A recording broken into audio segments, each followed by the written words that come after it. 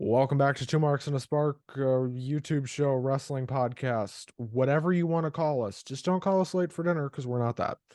Uh, we're back a little later than usual, but we're back. Some time conflicts had us a little behind schedule this week, but as you can see, there's a lot of natural light this week. That's the theme of the show. But what Yeah, was not natural light was, well, any of the news this week. It yeah. was a slow news week. We got a CM Punk article on ESPN that was an absolute puff piece to get everybody to go watch the show Yeah. that Wade Keller said was going to be terrible. And really, it didn't do anything. I think Punk probably did more damage with what he said on Saturday than that article, and that didn't even do a whole lot. Uh, we also got a rumor or a report now that Rhea Ripley may start wrestling men, which honestly, about time. Russ, I want to talk about this Rhea Ripley thing.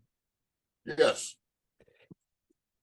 How do you feel about the idea of her specifically wrestling guys? I think it's overdue.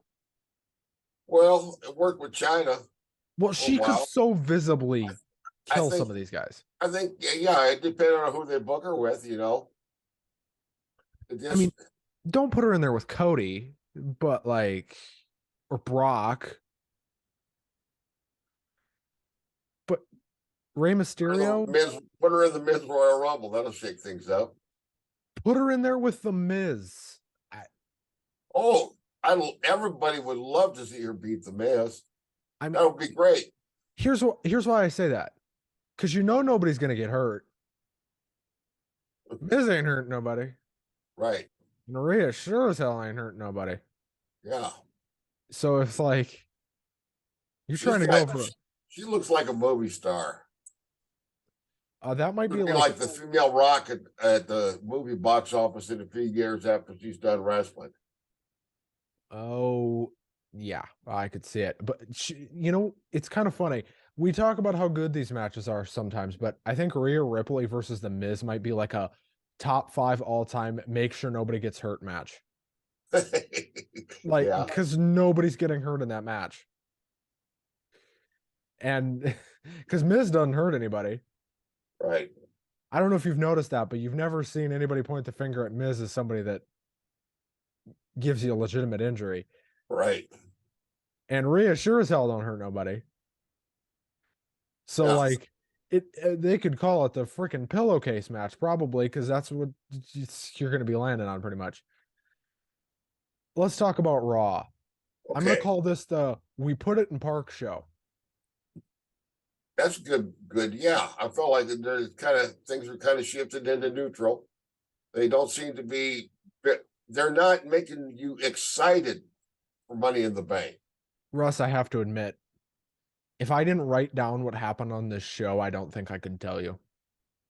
Well, same here. I had to make sure everything, go back and review my notes just to try to, what the hell was that? Oh, yeah. I I looked at my notes last night. I'm like, did I watch Raw? Because I legitimately couldn't remember. Because that's how bad it was. I was like, did I fucking watch Raw? And then I go back and I look at my notes and I'm like, I watched Raw. I didn't not watch Raw. Because sometimes that happens because I do other things. I Sure. will miss a show early in the week and then go back and watch it later. I'm like, and it was after Collision last night. We're recording this Sunday, unusually, but we're recording this Sunday.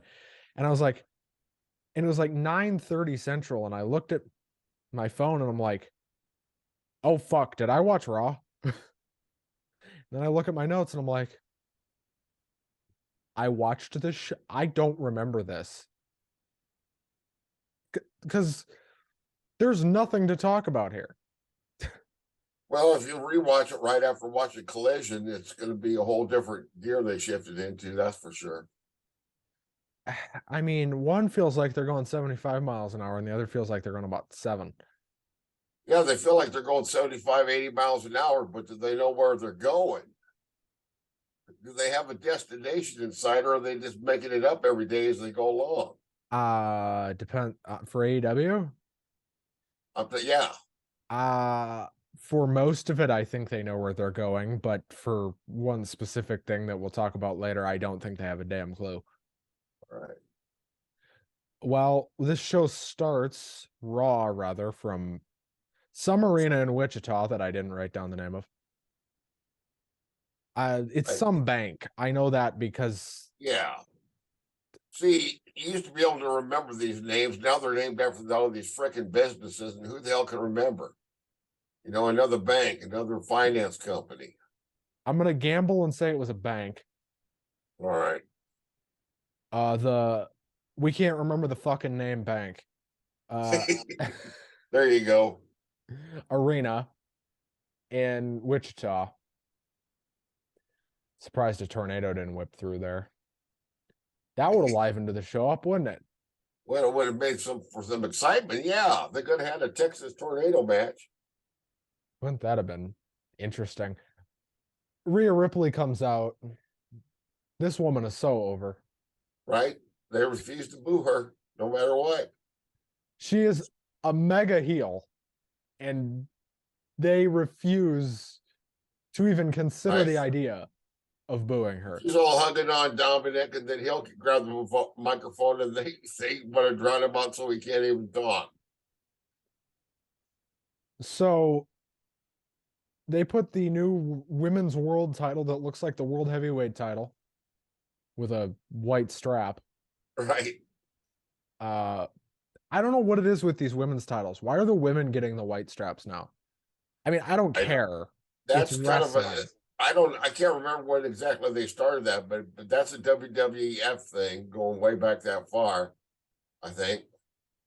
There was always like a lighter colored belt, even back in the days of like Wendy Richter and stuff, wasn't there?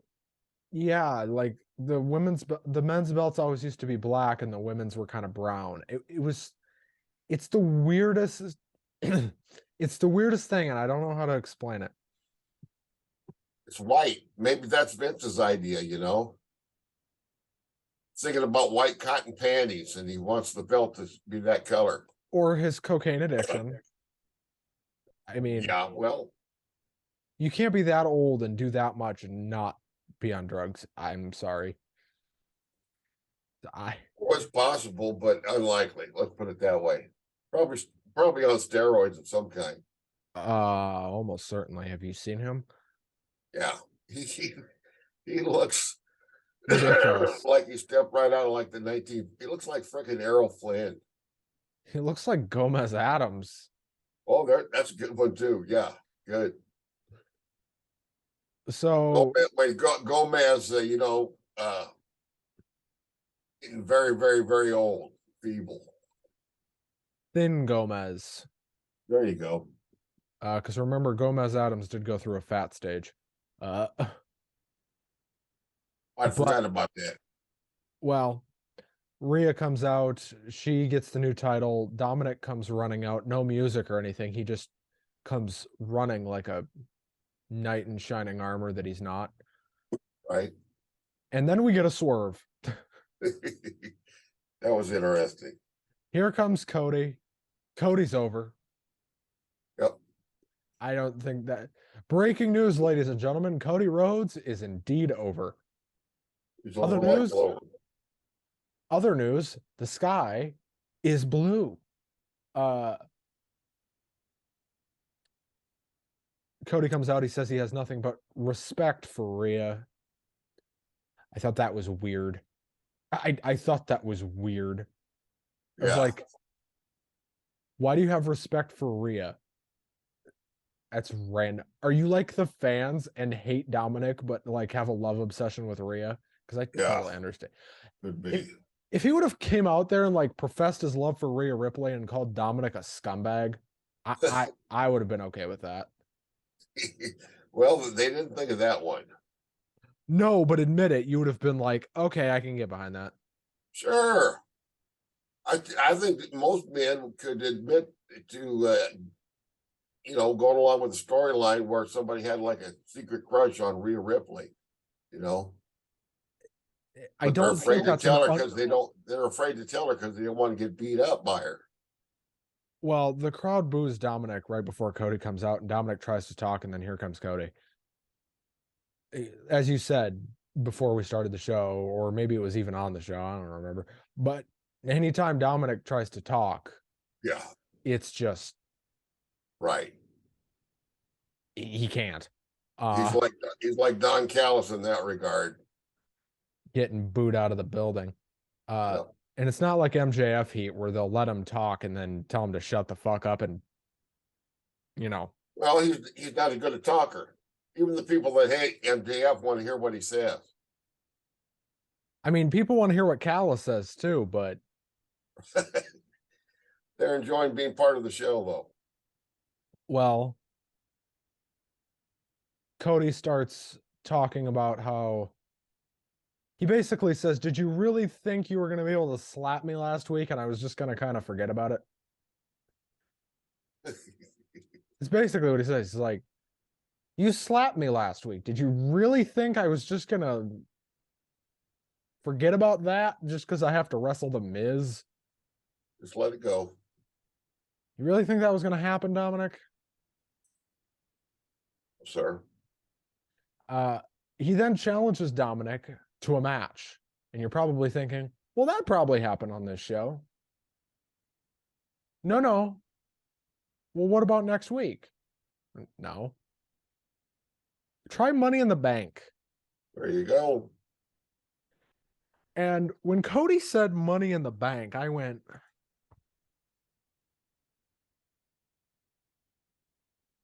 fucking what? Yeah. That doesn't make any sense. Because this Dominic Cody thing, for as natural as I think it is, and I think it makes sense. No, not natural. That's his brother. Wow. A little joke there.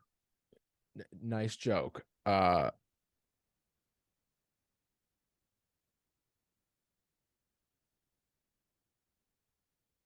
Well, at any rate, Yeah. I made you lose your train of thought. That's this not hard to feud, do. this feud came out of fucking nowhere.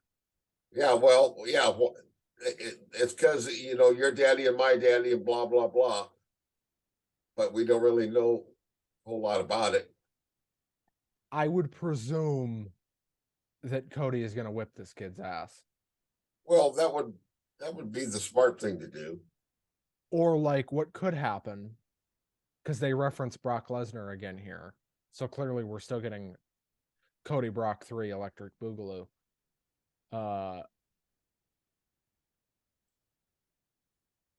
What I think You never is know going to about happen. Brock Lesnar. I guess when he feels like showing up because he don't need the money. No, here's what happens. It's like Cody says, Brock takes a summer sabbatical. Sure. I would. I'd take two. I mean, if you're Brock Lesnar and have more money than just about everybody, Yeah. if they tell you you don't have to work for 2 months, Right. I'd go home and buy me some more farmland. it's probably exactly what he's doing. Yep. I swear that guy buys more land by the day. Is he He's going a to good own the businessman. entirety of Canada? Yeah. Is he just going to buy all of Canada? Well, I'll tell you what, he could make his own wrestling territory then. Wouldn't that be interesting? A wrestling territory booked by Brock Lesnar. That would Based in Canada. just be insane. I would watch that for the sheer factor of how long is it going to take to fall apart? What's Brock going to forget? The ring, potentially? Possibly. Well, anyway, so we're getting Rhodes versus Dominic at Money in the Bank. Right. I fully expect Dominic to win that match because I think Brock's going to interfere. Right. And I think somehow Dominic's going to win. Sure. Whether it's Brock interfering, Rhea interfering, both. So then that puts off Cody and Rock again till SummerSlam. I would presume so, unless they're going to Yeah. do a pay-per-view in July or another pay-per-view in July, which they're not going to. Well, summer goes all the way till August, so they'll figure something out. I would presume this is not the last time Cody and Dominic are going to wrestle this year. Because Probably not. I don't think that feud's going to be just over and done. What is over and done is Cody Rhodes versus The Miz. Thank God. Correct. Yeah, that's right. They kind of segued into this real quick. Miz sneaks up behind Cody, gonna sneak attack him. Didn't work out. Cody turns on Miz, and then old Dominic got in a few licks on Cody, and then we get a very relatively short match. It didn't feel like it was very long. About 10 minutes. About 10 minutes. Well, that seems to be like the standard Monday Night Raw 10-minute Miz job. Well, here's the thing. Miz has good matches, right? And this was He does, and he's a good. You never guess how good a wrestler he can be by his gimmick, which is so annoying. It's never gotten over. I mean, he's over in the sense that they aren't quiet when he walks out. Exactly. So he is over. I mean, he's got heat, and he doesn't have to kill himself to keep that heat, and he's putting other guys over. He's and if you look at his rub, moveset, I thought this wasn't too bad a match for a Monday Night Raw. And if you look at what he does move-wise, he doesn't do anything crazy. Well, as for that, Cody won this one. That probably shocked you right out of your socks. You were amazed. No. Upset of the year, right? No. What did shock me, though, was, I don't know if you caught this, Cody was bleeding out of the back of his head. Oh, yes. Yep. I thought that was weird. I did appreciate, though, that Cody signed an autograph for a fan as some kid in the front row as he left. Right, as he's bleeding. I mean, that's just a total Cody move, though. Exactly.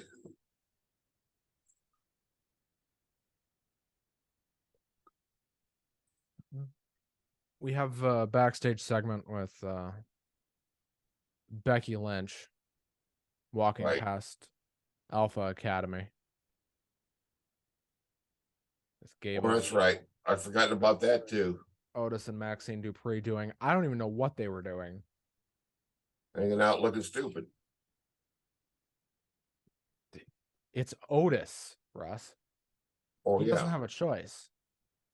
Well, now, he could be, his gimmick is what it is, whatever. I'm sure he's a very nice guy. And I'm sure, and they're a great tag team. I like the wrestling better than I do their gimmicks. I like Gable more than I like Otis. Yeah. But that's kind of like saying you like breathing more than you like being choked out. Oh, no, come on. Now, Otis isn't that bad. They just, guys his size, you don't see too many guys that big getting over in a big way in this era, so much as in the old days, I don't even think a guy that size type of character, you know what I mean? I don't think a guy that size would have gotten over back then either, but here comes Becky to cut a promo. Right. She kind of feels like Triple H sometimes. She'll come out, she'll cut a promo, she'll do a match, she'll cut another promo. You remember when remember that's what Triple H did every fucking week? Oh God, I remember just like you do, a long period of time when every time I saw Monday Night Raw, I ended up saying out loud something like, Triple H, would you just shut the fuck up? I thought Bret Hart talked too much. My God, you make Bret Hart sound like he was brief. Yeah.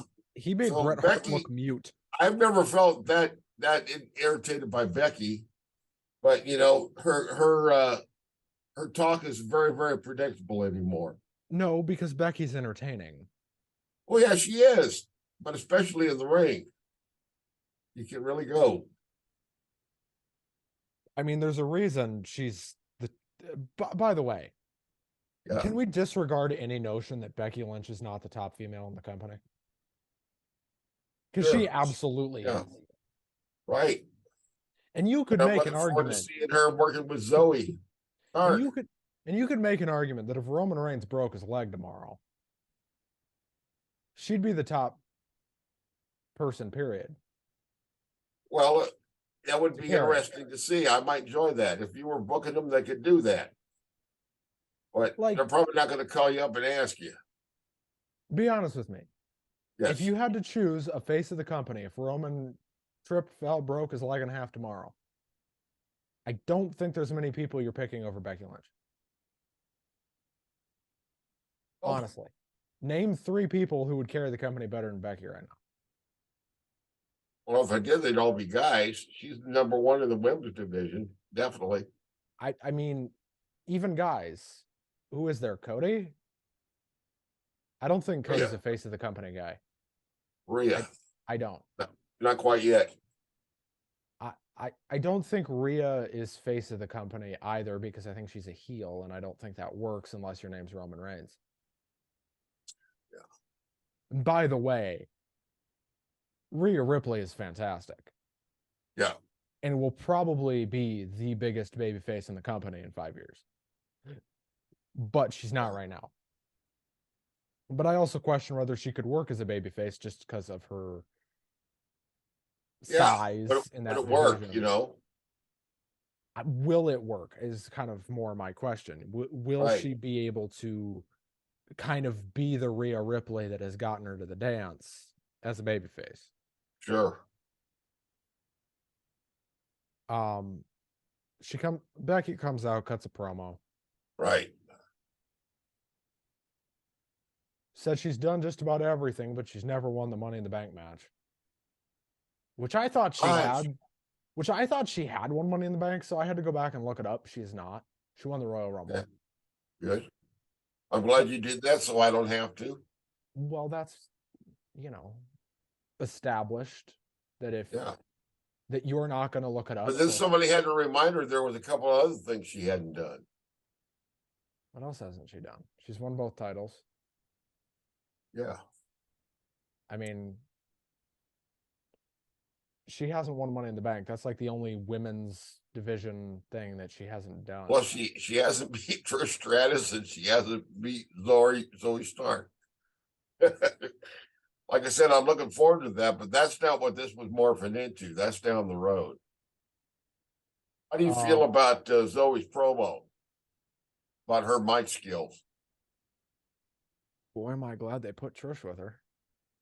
Yeah. I didn't like her promos in NXT. I think they've gotten better. Oh. But this promo went nowhere. Yeah. What does this build to? Are we doing Zoe and Becky? Do we know that yet? I thought we were doing Trish and Becky at least a couple times. Why would they sign Trish long term? Why is Trish back? We don't know yet. Other than that, I mean, I don't know if it's helped the ratings or whatever, but I mean, I don't mind Trish being on TV. I'm not complaining about Trish Stratus being on my television. I will be the last guy to do that. But clearly she's back full time for now. Whether that's permanently or whether she's kind of on an edge run, which is I'm back for a year or two, or she's doing a Brock Lesnar, I'm back for 3 months. I don't know. Right. You could tell me that Trish is back full time for the next year, and I'd probably believe you. And they could They could put a belt on her. They could send her over to Smackdown, and she could win that belt. She's not beating Rhea. I'm sorry, Trish Stratus is not beating Rhea Ripley. No. No chance, toilet pants. Forget about it. I think Rhea's going to hold that belt forever. I think it's going to get to the point where we almost get sick of her. But because And I know we can't imagine getting sick of Rhea Ripley. Also, Rhea with the title just kind of looks right. I agree. Unlike Bianca, where I always thought it was weird that she was holding the belt for that long a time. 7 months, I'm okay with. I did too, because Bianca never looked to me that like a real strong champion, you know. I mean, I would understand 7 months, but they gave her 14. You know what I mean? Yeah, for me personally, I agree with you. Yeah. Like 7 months, okay, I could get behind that. But you doubled it. I don't mind Bianca at all. I think Bianca's very good, but 400 some odd days as champion is too much. That particular wrestler, yeah, you're probably right. I think for most of the people in either division, that's too much. Yeah. But at any rate, Stark comes out, says a bunch of stuff we've already heard. Sure. Then they talk about how much Zoe loves Trish and how much Becky hates her. Right. Blah, blah, blah. Trish is there. I don't even remember what Trish said. Well, it doesn't matter because they got interrupted right away. And that took us into, which gives us like a 30-second build up to the match we're about to see, you know?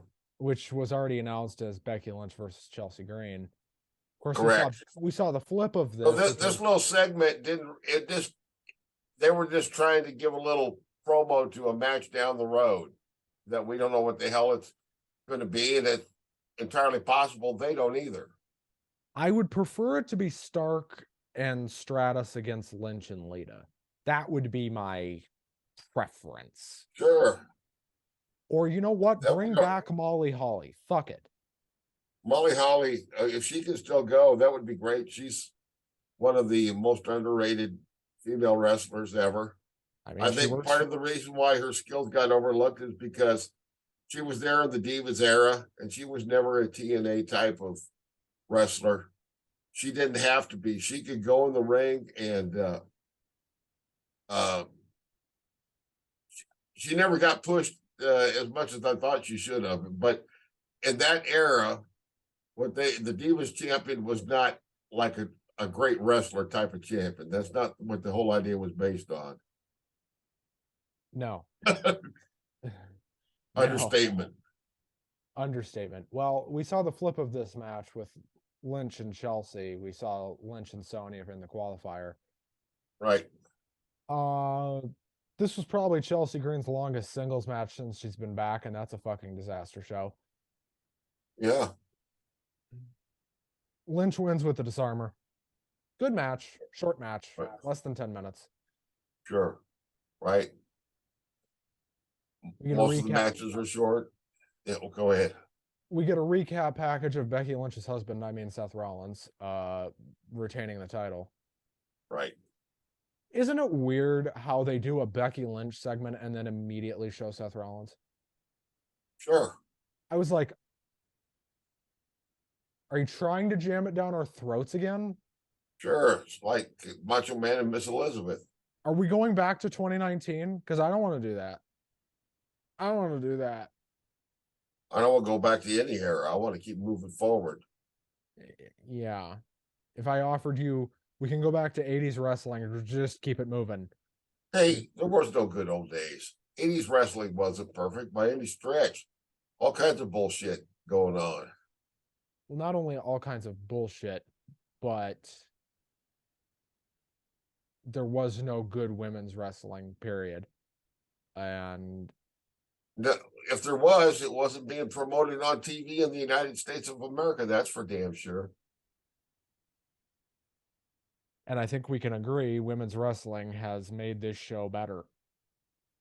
Yeah. Both shows. All the shows we watch now, all 4. Yes, we review 4 shows now. Yes, it boggles my fucking mind. Well, we get a Money in the Bank qualifier between Damian Priest and Riddle, other than the fact that Riddle had no clothes on. This was a fairly good match.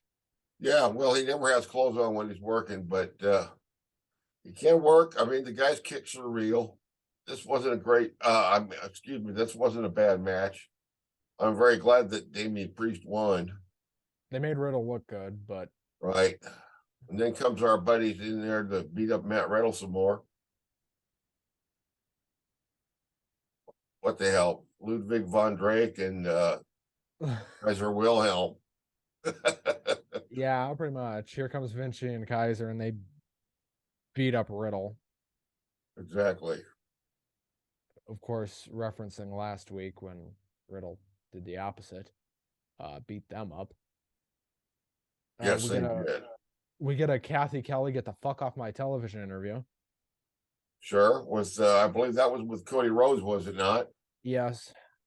But then they went to your favorite backstage interviewer, the best in the show, the unparalleled skills. I love this guy. God bless Byron Saxton. Man, this guy is over with me. I'm telling Only you. because I fucking hate him. That's enough reasons for me. I don't like him. You fucking love him. There you go. That's all you needed. If I had an unmarried daughter, I wouldn't care if she married him. And then I could call him son. Well, Byron interviews Natalia. Right, Natalia's confused. Natalia doesn't know what's going on any more than I do at this point. Nope. Well, she hasn't getting anywhere being herself. Does that mean she's going to be somebody else? I don't know. Could be some weird gimmick. Who knows? Bro, there's so much stuff on this show where I just go, okay, but what the fuck was that? Yeah, and why did you waste time with it? They had a lot of pointless stuff going on, and the matches were all relatively short for the most part. This show is 3 fucking hours. I know. They could give us a couple more matches and leave a lot of this shit out, and I wouldn't care. Even if they were mediocre matches, that's what we're used to. Then here comes Owens and Zayn, so fucking Saxton, of course, has to remain on television at all times. So he tries to interview them. Right.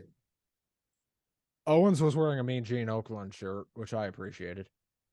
Exactly. That was great. Basically said Owens basically said he wanted to beat Gunther's ass. By the way, the main event of this show is a handicap match with Imperium against Owens and Zayn. They didn't really talk about that. Maybe they mentioned it last week and I missed it, but that was the main event. Right. And I don't think they mentioned it more than 3 times throughout the show. No, they didn't. Their idea how to build a show, format a show to build to a climax, sometimes I think it's lost on even the WWE, and they're supposed to be the ones that know how to do it. I mean, they know how to do it on pay-per-view. Yes, they do. Much better than their competition. Not so much. But we get this whole back and forth with Kaiser reminding Owens, Nana Nana Boo Boo, we beat you. Mm-hmm. And then Owens looked like he was going to have another freaking psychotic meltdown. Yeah.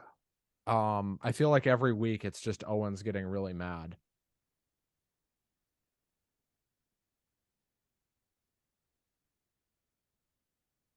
Well,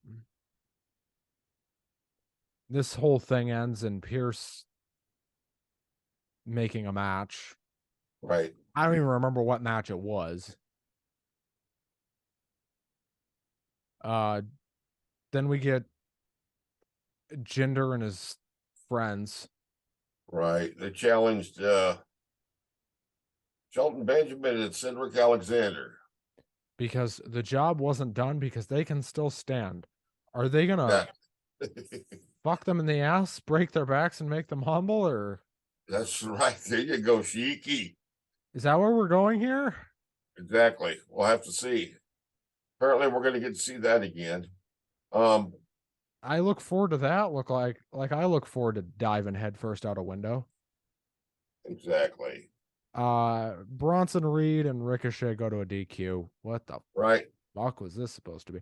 Good match, but what the fuck was this supposed to be? It was a good match. Well, it was supposed to be some kind of screwed up thing. Because then we're leading to, obviously, to some kind of three-way with Nakamura. No, I think it's just a match with Nakamura. Oh, I thought maybe they was going to give us Ricochet versus Nakamura versus Bronson Reed. I think it's just going to be Nakamura and Bronson. Pardon me. Pardon my cough. Which I'm fine with as long as they have something to do for Nakamura. Right. There you go. I mean, maybe it's going to be a three-way. Russ, I don't know. Well, it's WWE. Whatever they're planning to do, there's apparently someone around who can veto it and change it at the last minute anyway, literally minutes before the match starts. It's ridiculous. Zayn asks Owens about his, in a backstage segment, about his, shall we call them mental breakdowns? Yeah, okay. Owen says it's stress from the bloodline and now Imperium. And Zayn's like, are you gonna be good for the handicap match later? And Owens is like, I'll be fine. He just calms right down. I'll be fine. Well, he's always been about as mentally stable as Hacksaw Jim Duggan on a bender, you know? Yeah, about as stable as the Hacksaw Jim Duggan on a bad day. There you go. I mean, has he ever been stable on television? No, he's always had a kind of a volatile personality. I thought that was his gimmick. It's gotten more volatile, though. Well, he's older. Maybe he's just a little bit crankier. Some of us, as we get older, we get mean and nasty and cranky, and you don't want to fuck with us. Now, has he always been a bit of an angry bastard? Yeah, I think so, for the most part. Even when he was clowning around with Jericho and the list and all that, he eventually got pissed off. But he seems to be more of an angry bastard now. Yeah. What's funny about that is he's a babyface. Right. Now, do I find his freakouts quite funny? They're entertaining. Yes, because they are very funny. much so. Right. Nakamura shows up. Ricochet wants to know what his problem is. Right. And then Ricochet very angrily tells him, don't get involved again. Right. And then they beat up on poor Bronson Reed. Dirty sneak attack 2-on-1. That's not fair. Well, I mean, Bronson is trying bigger to than be a both. gentleman, and they won't let him be. Well, we get a Finn Balor segment. Yeah. This was really fun. You're talking about this Falderall with Seth Rollins? Yeah. Yeah, this was interesting, wasn't it? He's appealing to the fans that know what happened like 7 years ago. Which is me and you. Those of us that remember, those of us that care. Well, folks, if you didn't know, Finn Balor was the first Universal Champion. Fun fact, he ripped his arm out of the socket and he won the belt. He did. On a fairly routine move. Just one of those unfortunate happenstances that happened in the real world. Now, they kind of alluded to this in the promo, but the plan for Balor creatively was for him to be very dominant and hold that belt for a long fucking time. Yeah. That was not going to be a classic WWE of about 7 years ago run where a guy wins a belt and loses it in 3 weeks. He was supposed to hold that belt for about 1.5 years. Right. I don't know if you remember that. Yeah, I do. The plan was always for him to hold that belt for a long time and eventually turn heel with it. So, do I think there would have been a Judgment Day? No, not necessarily. But You didn't have to react to the real world. What are you going to do?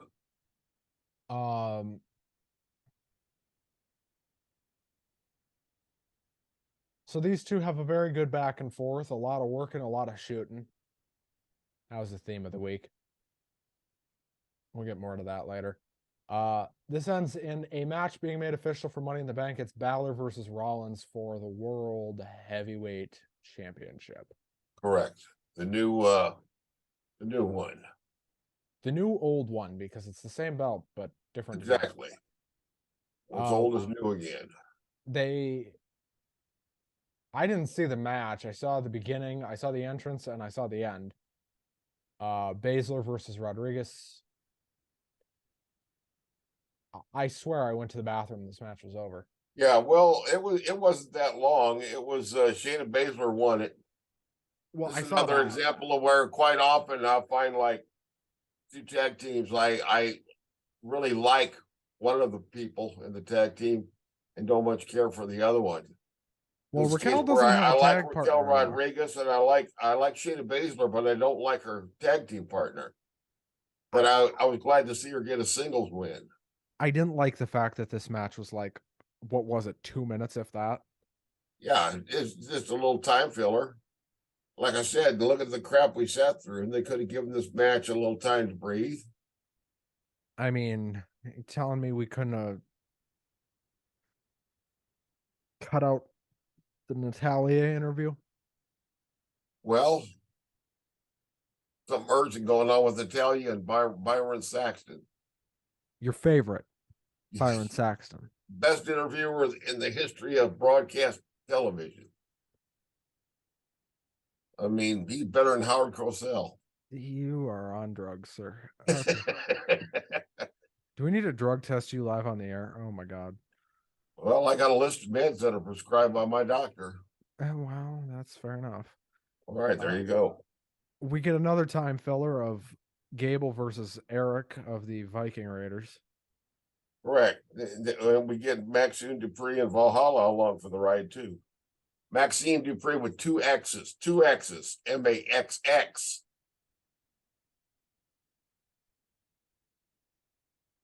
This show is so fucking ridiculous. I hope you understand that this is a ridiculous television program. Well, I understand this is supposed to be comedy relief, but the problem is it's like most of the comedy that there's good comedy in wrestling, but you're not going to get it on WWE. Or if you are, it's going to be Kevin Owens. Or like occasionally the Bloodline will be kind of funny. Yeah, but this is cringe. This is cringeworthy. I feel bad for all the participants because it's not helping their career. And they're not untalented people. Yeah.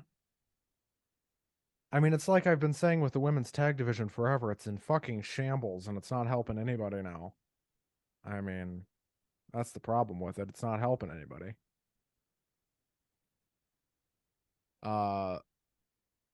We got Balor in the back talking to JD McDonough. That's right, the Irish lad. And Priest comes in, McDonough leaves. Yeah, they're kind of like, why did you keep your word last week? And then there was this weird thing. Balor congratulates Priest for qualifying for the Money in the Bank thing. Right. And then asks if Priest would be cashing the briefcase in on him if Finn won the title. And Priest said, of course not. No way. Why would you think that? Which now makes me believe that Finn Balor is in fact going to win the World Heavyweight title and Damian Priest is going to win Money in the Bank. Yeah. And Damian Priest will cash in on Finn Balor. That would be great. And that will be the end of the Judgment Day. Yeah. But, you know, they could find something else for him to do. I mean, I think Dom and Rhea are a must. I mean, you could keep the Judgment Day together without Priest. Sure. Have Rhea fight Priest. If he, oh boy, he beat him up. She might kill him. That might be a little bit too brutal.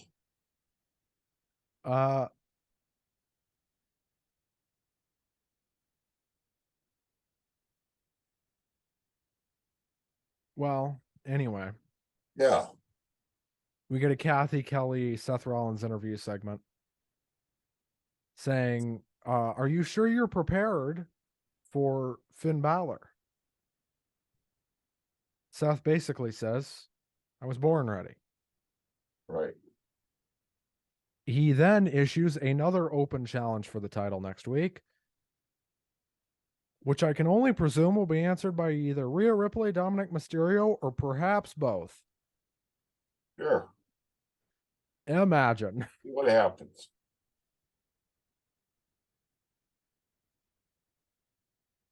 During the commercial break, we did get a tease replying to, because Braun Breaker on NXT, I guess. Challenging Seth. I would presume that there's a chance that that's who's going to answer the open challenge next week. Could or be. Tomorrow now. Yeah, he's never been on Raw or SmackDown. Well, he was on Raw one year, the night after WrestleMania, when he beat Dolph for the NXT title. I had forgotten about that. They had a good match. I forget what year that was. It was in the past. 20, no one remembers. 22? That's right. It was 22 years ago. Yes, sir. No, it was not 22 years ago. Yeah, I think it was. It was 22 years ago, and they wrestled Beer Money. I'm fucking with you. You are out of your mind, aren't you? Yeah, well, it's Father's Day. Who gives a shit? Oh, there you go. I got 6 kids. We get the promo for next week's Raw. Logan Paul returns.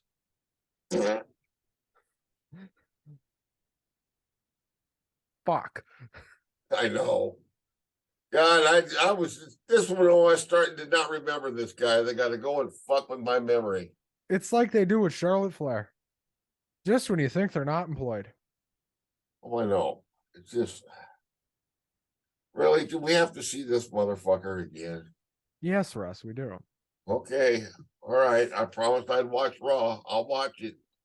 But if my eyeballs blow up and I can't watch any more wrestling, it's your fault for making me do it, boss.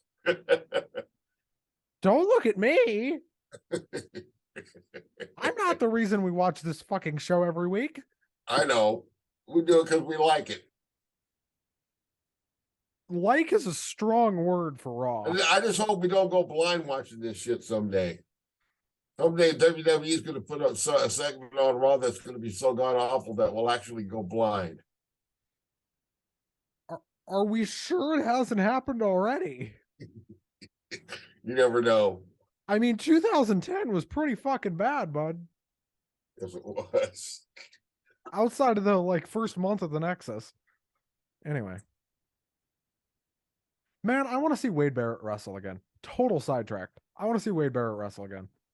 Yeah, that'd be fun. I want to see him get released from his WWE contract, go to AEW, and go wrestle Nigel. That'd be great. Now, would they ever let him leave WWE? No. Probably not. They let him leave once. I don't think they'll do it a second time. We got Owens and Zayn. Finally, we get to that main event. It felt like it was never going to get here, didn't it?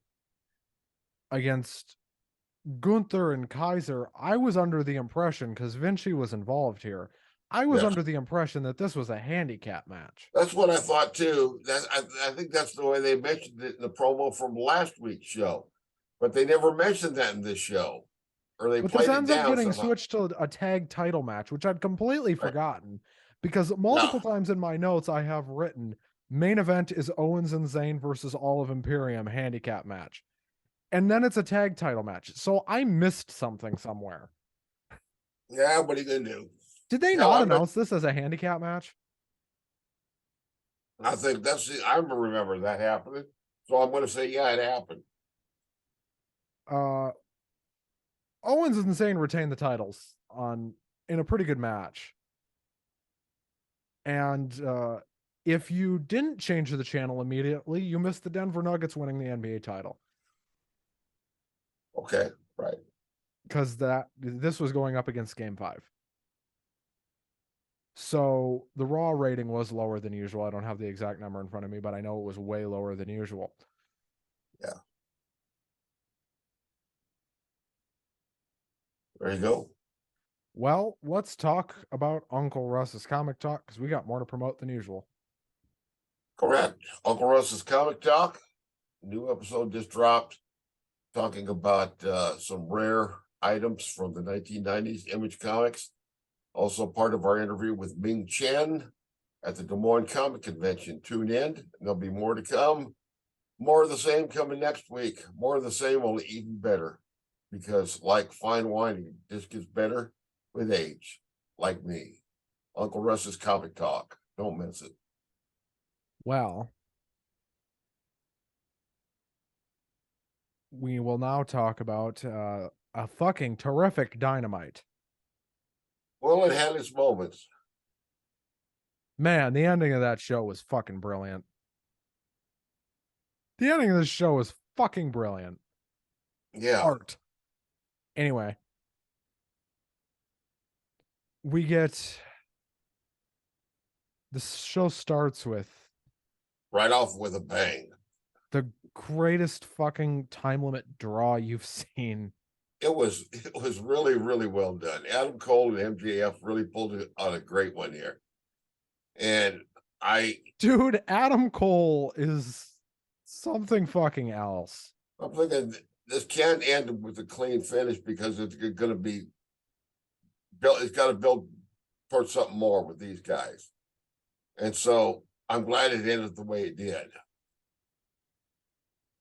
With literally 1 second. Yeah. So, first of all, these guys had a pay-per-view main event to start the show. Let's get that out of it. These guys had a pay-per-view quality main event to start this show. Right. Which should tell you. It had all sorts of great moments. I mean, there was the diamond ring spot. There was. You remember when he was kind of mocking Shawn Michaels? Yeah. With the stance and the super kick. Dude, this and match, by the way, can I nitpick about one little thing? The camera angles, what? Oh no, the blatant low blow that the referee obviously saw, and there was no DQ. I think, yeah, the referee wasn't supposed to see that. Do you want to know the sad part, though? What's that? I feel like the AEW refs are better than WWE refs. Do you know why? Why's that? Because there is a rule in professional wrestling that everything is at the referee's discretion. Correct. Notice how there's a little bit more referee discretion in AEW than WWE. Right, and it's not as wildly out of control and ridiculous as like ECW used to be. Right. Well, maybe it's a happy medium. It's actual referee discretion. Right. They don't count as much for the main event because referee discretion. There you go. Or they don't count the countouts. Like, remember when they did the Jay White, Ricky Starks thing, they were battling outside the ring for a long time. The ref wasn't counting because it was the main event and B, a blood feud. So, right. Obviously, you're not going to stand in the ring and count 1, 2, 3. You're not going to do that. Right. This isn't boxing. No. Not ballet. Yeah, very good match. I liked it. It kept me engaged for 30 minutes. And Remsburg gets down right at the end after Cole drops the boom for, I think, the second or the third time. And 1, 2, And Remsburg's hand gets to about here, and the bell rings. And Remsburg looks at the timekeeper going, "What the fuck are you doing?" Right. Right. And somebody says to him, "Time limit." Yes. Remsburg looked like he legitimately didn't know that was going to happen. Yeah, he did a great job. He looked like, "What the fuck are you doing?" I thought it was like somebody that was interfering that was ringing the bell, like Jericho or some dumb shit like that. Or Jeff Jarrett. Can you imagine? Can you imagine Jeff Jarrett versus MJF? That would be so bad. Yeah, that would not be a good match. That wouldn't be any fun. Imagine if they put that fucking belt on Jeff Jarrett. Oh my God. In 2023. Not going to happen. Well, at any rate, Cole grabbed a mic, got in MJF's face, and said 5 more minutes. Kind of like a little kid says to his mom when she says it's bedtime. Right. Or perhaps what you would say to your mom when she'd wake you up for school in the morning. 5 more minutes. And you'd probably say that until the end of time if you could. Right. Until school was over. You'd say that until 2:30, 3 o'clock, whatever time school was over. Right. 5 more minutes. I'd be a naughty little boy. I'd fake sick and stay home, You think I didn't do that? Oh, hell, I invented that. You know what's crazy? I kind of believe you. Anyway. Good one.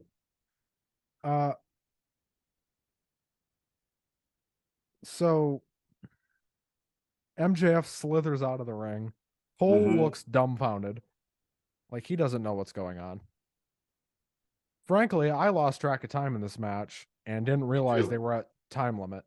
Well, that's how good it was. I was caught up in the moment. Suspension of disbelief, if you will. I was like, how long has this match been? And then the bell rang, and I'm like, oh, that's how long. That's right. We got a video package for CM Punk's return. Right. I thought this video the network is promoting the hell out of it because they know this is going to get big ratings. Well, they hope. But CM Punk gets a very good video package. Yeah. I don't like his new haircut. I think it is hideous, but I'm not him, so I don't care. We had Renee Paquette back from her vacation. Where she was, I don't know. Maybe she had a sick kid. Who gives a shit? Right. Renee Paquette, the greatest interviewer in the history of the wrestling business, is in the ring, and she invites Sammy Guevara out. And here comes Sammy Guevara, who looks like a sad puppy. Looks like he knows he done wrong and he doesn't want to get a whooping. He looks like a dog that just got fixed and like knows what kind of shame that is. Sure. And just looks sad. And his wife has got his testicles in her purse. I don't deny that. Yeah.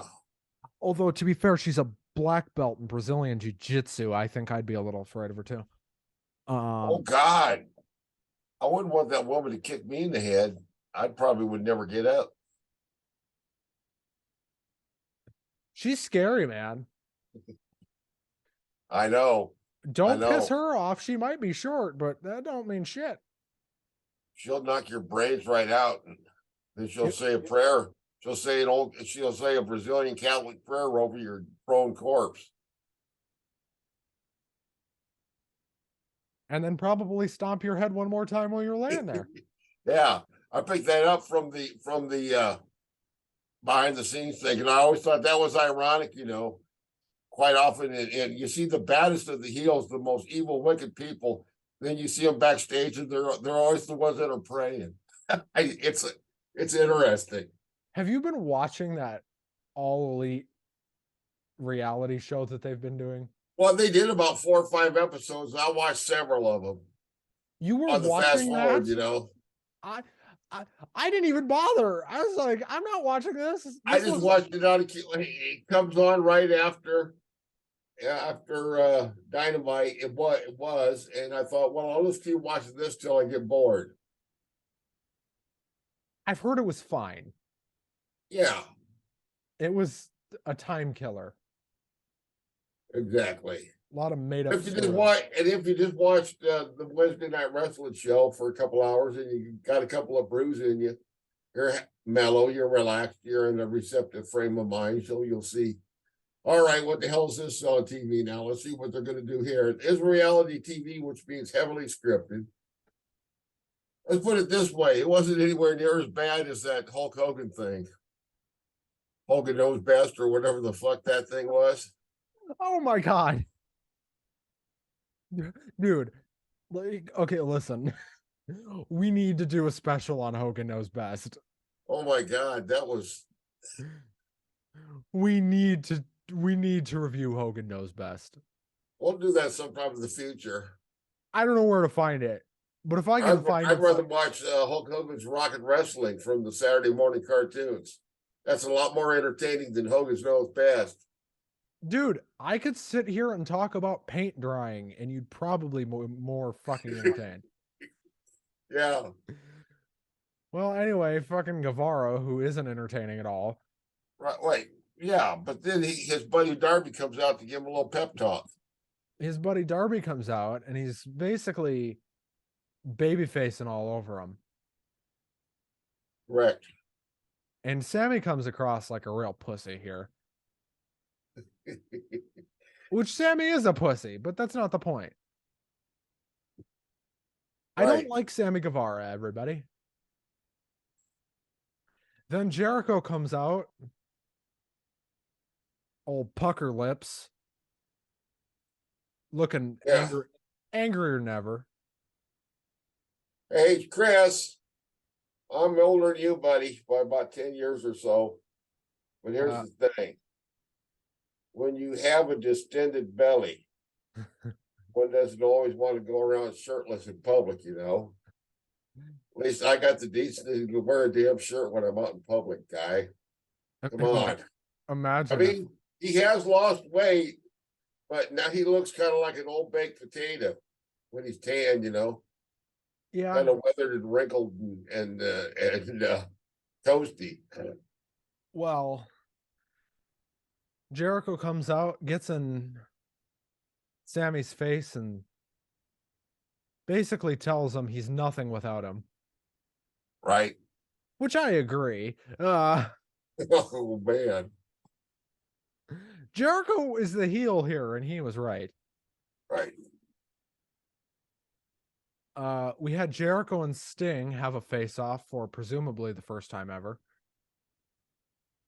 Yes. Man, imagine if we I don't think they never wrestled before, never had the opportunity. Imagine if we get that match now. Well, then they're going to have to protect Sting somehow. I worry about him being in the ring, you know, because the guy, he's an older fella and he's been hurt. You know, I want him to be able to keep walking. We care about their lives after wrestling. Yeah. Yeah, I don't want him to be miserable. Well, we get Sonata issuing an open challenge for the IWGP title. I saw people on Twitter complaining that he wasn't speaking English. Motherfucker, he doesn't have to. Right. Do you people not understand? It's called New Japan. Right. Not new English-speaking country. Correct. Oh, but he was on American TV. I don't care. He wasn't talking to you right at that moment. I mean, do these people, do they freak out every time they walk into a gas station or a convenience store and they hear two people conversing in another language they don't understand, talking to each other? Yes. They freak out. I am convinced that there are people that do that. In Well, fact, I just know there are. relax. If somebody needs to speak English, most likely there's somebody in their entourage that's able to speak English, and if they want to talk to you, they'll talk to you. So don't get your shorts all in a bunch. But they had subtitles for a fucking reason. They wanted you to know what he was saying, but he doesn't speak a lick of English. There you go. Nor does Takeshita, for that matter. I think the people most upset about that probably can't read very well either, so I wouldn't worry about that. And when you're asking them to read subtitles while they're looking at TV, you're asking them to do two things at the same time. So, I mean, they already have to take out their chewing gum. Now you're going to mess them up again. You're asking them to walk and chew gum. I don't think they can do it. That's right. In other words, people, grow up. Yeah, come on, grow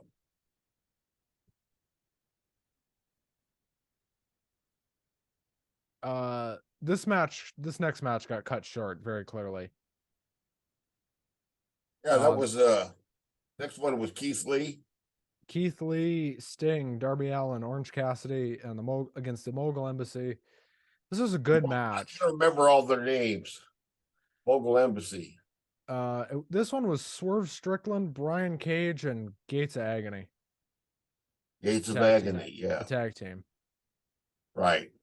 With a very, very non-memorable name. Sorry, Gates of Agony. Sounds like a 1980s death metal band. Not a good one either. Like a really one that you'd forget about, right? One that you'd listen to like one album and you'd be like, that was a little much even for me. Sounds like Posers. No, you'd be like, that was a little much even for me. Right. Like, because they just sing about really terrible shit. Right. Like this match? Well, this match wasn't terrible. Well, yeah, but it was, they had too many people and it was too short a match for it to make a lick of sense, right? Correct. Yeah. Oh, it was just a time filler. They win with a Scorpion Death Drop. Which is fine. We get the greatest woman to ever live, Renee Paquette, backstage. Yeah. John Moxley, please don't beat my ass. You didn't say anything dirty about her. That's true. As long as John Moxley can't read your thoughts, you're fine. Fair enough. All right, we're moving on. Renee Paquette's backstage with the Guns, which boy, kind of like having the plague. These guys, I don't know, man. God bless America. What can I say here? They challenged the Hardy Boys. Who gives a shit? Well, I just see. Here's a match that if they do the Guns versus the Hardy Boys, maybe with mutual agreement, we could just fast forward that part and not even talk about it. I have considered adding a system where we're allowed to fast forward one thing every week. Yeah. But you can only use one, and it's not across, and you can't use one on each show. It's one for the entire. Well, you'd have to really be offended because you'd be thinking this is bad, but there could be something worse coming on the next show. That would be kind of a fun system, actually. Yeah. We should do that. Then I'll fast forward something on SmackDown. You'll say, why did you wait for that? There was worse matches on Raw. And I said, yeah, but you don't know. You don't know where you need your fast forward. Yeah. We got Wardlow versus Jake Hager. Yeah. This would have been my fast. This would have been my fast forward. Yeah, because you know, these guys are just a little bit on the boring side to me personally. I have watched really bad movies that were better than this match. But here's the difference with that, though. You can watch a bad movie, and if you're drunk enough, yes, it's fine. I love bad cinema. I love enjoying bad movies in an older state of mind. Bad films and alcohol, great combination. Oh yeah. Hard Yeah, liquor and bad movies. You come up with more good one-liners than the Mystery Science Theater. Dude, hard liquor and bad movies. Name a better combo. Especially if you're playing a game, you know, every time they do this, you take a shot. Every time they say something that you're pretty sure they weren't supposed to. Oh, there you go. Yeah. Which, if you've seen enough bad movies, you will know there's plenty of that. Right. Well, hey, there was no surprise though that Wardlow won this, was there? No. And then Wardlow wins, and then Christian Cage tries to cut a promo that I'm sure was pretty good, but you couldn't hear half of it. Which Yeah. I thought was just on my screen. But it was I can't honestly remember, to tell you the truth. They basically beat up Arn. And yeah, and that was the backstory. And his boy. Well, we get Hiroshi Tanahashi. Right, Tanahashi, Forbidden Door in Toronto. Coming up, what? Next week. Next Saturday.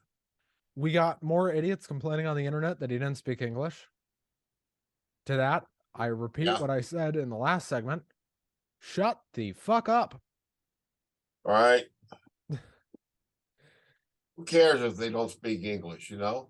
If you're that offended, then you find yourself an English language only wrestling league, and you just and good luck with that. And you just support the hell out of them, and you know, make America great again. Bastards. Anyway. Yeah, motherfuckers. All right. All right, that's enough of us. Here, go watch our show, and every time somebody says the F word, take a shot. You'd be dead. I wouldn't get through the whole episode. I'd be. Here's the thing: I get to be my age, you get drunk to a certain point where I don't get like out of control and pass out. I get happy drunk, talkative drunk, and then all of a sudden, good night. You just go to sleep, and then you sink into the couch. Right, but you can pull yourself out the next day. Might you be a layer deeper in the couch than you're used to? Yes. Oh yeah, could be. Could be a little harder to get up, but right, you'll get there. But anyway, we're going to get MJF versus some guy that your hardcore AEW fans know who he is. We know general who he fan, is. Huh? Me and you know who he is. Yeah, but a lot of people don't. They don't do a lot of big build to these kind of things, you know. I mean, they did a better job last year building Tanahashi up, and maybe that's why they're not doing as much this year because they did so much last year. One thing that caught me off guard is Tanahashi's not in America. Like most of these Japan guys aren't going to be on any of the American shows. They're going to just save them for Canada. Sure. Which I guess I get it. You know, they're going to be in Canada the whole week before. Well, I guess they're going to be in Chicago again on Wednesday. This Wednesday. Yeah. I guess they're going to be in Chicago again. And then they're going to be in Toronto 2 nights in a row. All right. Because they've got Collision and then they've got the pay-per-view the next night. Right. By the way, this Collision thing completely locks them into Sunday pay-per-views. Sure does. Just, they're completely stuck. Yep. Unless they do Collision on a Sunday somehow. Which... Well, they're not going to change it up unless they need the money, and they won't. Tony Khan doesn't need the money. Tony Khan's got more money than me and you combined, I guarantee it. Right. I heard he's got so much money that God asked him for a loan. I heard that too. After the Wembley show specifically. Right. Then Renee asks MJF in the trainer's room, what do you have to say to Tanahashi? He's like, I'm going to pass. That's a no from me. Which, of course, Tony Khan just ignores entirely. By the way, we did not get a Tony Khan announcement on this show. Thank fucking God. Hey, that's right. We didn't. He's out of announcements. I think they taped him all at once. Probably did. Hey, it's great to be here in Insert Town here. Insert down here. Insert Town here. We had Renee Paquette backstage yet again with Orange Cassidy. Mm-hmm.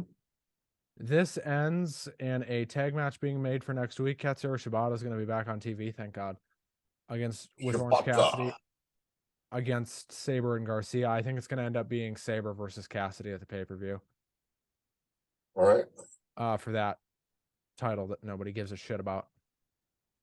Yeah, you never know. Maybe that'll be my fast forward of the week. Will be if it's an Orange Cassidy match, I'll just fast forward it. But he's having so many good matches right now. I don't know how you do that. Well, I might do it anyway, just out of spite. And then we get what I'm calling the biggest fucking tease to just pull it away from us that this company has done in a while. Tony Storm versus Sky Blue. Sky Blue. Man, did they cock tease us here? Oh man! And then they even had her Sky Blue's ma. Man, did they put the carrot in front of our face and pull it away? I'll tell you what, that was a pretty good match. I liked it. They put that carrot on a string, didn't they? Yes, and I was ready to take a bite off that carrot. I believed for about 80% of this match that they were going to switch the belts. Yeah, it sure looked like it. Because if you listen to the crowd, I don't know if you know this, but back in the day, there would be a thing that promoters would do or bookers would do based on crowd reaction sometimes. If the crowd reaction was really strong, sometimes they'd switch the finish. Sure. Audible. They should have switched the finish. Right. And figured it out later. I mean, and I know we don't normally advocate for figure it out later, but this is a situation where you switch the finish and figure it out later. Well, it was with that crowd especially. I mean, you switch the finish and you figure out what you're going to do with the title later. Obviously, Sky's not going to drop it back to Tony this week or on Collision even because they were in Chicago. Right. She's not dropping it this week. But she could drop it in Toronto. Yeah. Or you could just keep the fucking belt on her. I mean, that's an option too.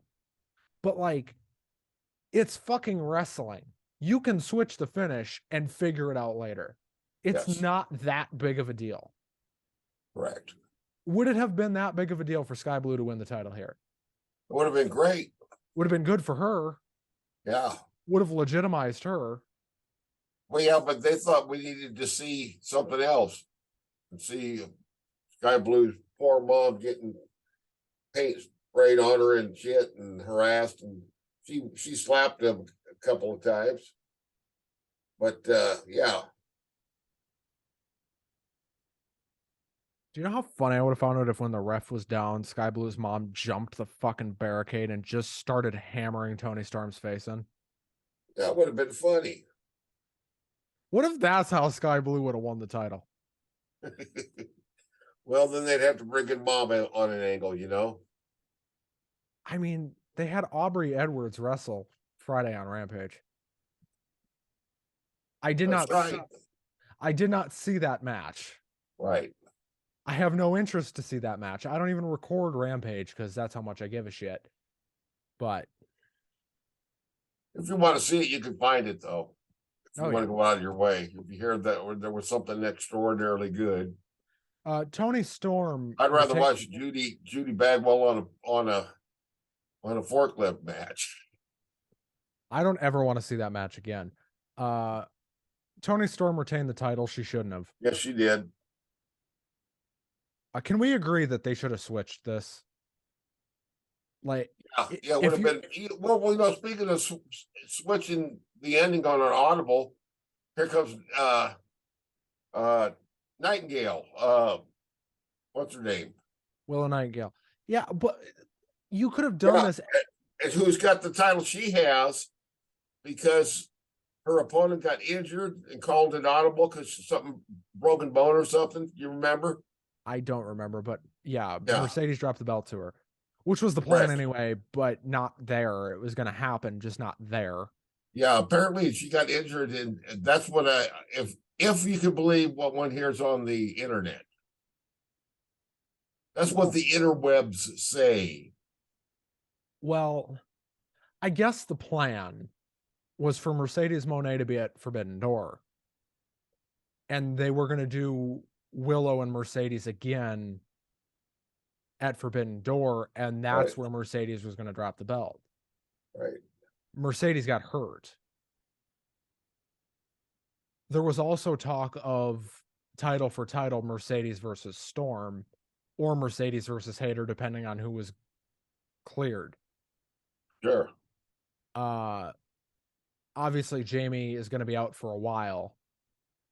The Yeah. last I heard, Jamie Hayter could be out up I don't 2 mind months. Willow Nightingale being over though. It doesn't bother me. I update on Jamie Hayter. I heard Yeah, 3 to 6 months. that's a long time. Is she still going to be over when she gets back? You bet your fucking bottom dollar. They'll give her a welcome back chant. Statlander was gone for a year, and Right. that girl is Out again. just as over as she was the day she got hurt. Right. So, if not more. So sometimes going away isn't the worst thing. Mm-hmm. They need to give Jamie Hayter new music, though. I swear to God. Well, they got time to find some. Well, Tony wins, unfortunately. Willow comes out. That sets up a tag match for Saturday. And away they go. No Saraya, by the way, all week. Right. Off TV for some reason. She was not around after that either. Planned vacation. I think they went to Mexico. Okay. Her husband's in a band. I can't remember which one. It's some. Hold on, I'll be able to tell you here. What kind of band is it? Not the Harmonic Cats, is it? No, but that would be funny. Falling in Reverse. That he's the lead singer for Falling in Reverse. Falling in Reverse. I was close. Yeah, you weren't that far off, I guess. Far off. Sure. Well, we find out it's going to be Jack Perry versus Sonata for the IWGP title. Right. I told you not to sell your Jungle Boy stock. Did you sell your Jungle Boy stock? I don't have any stock in him at this point. Well, that was a mistake because it was a penny stock, and now look at where he is. Well, there you go. Right. Maybe you should have had some stock in Jungle Boy. That's right. I've had stock in Jungle Boy since the day he walked in the door.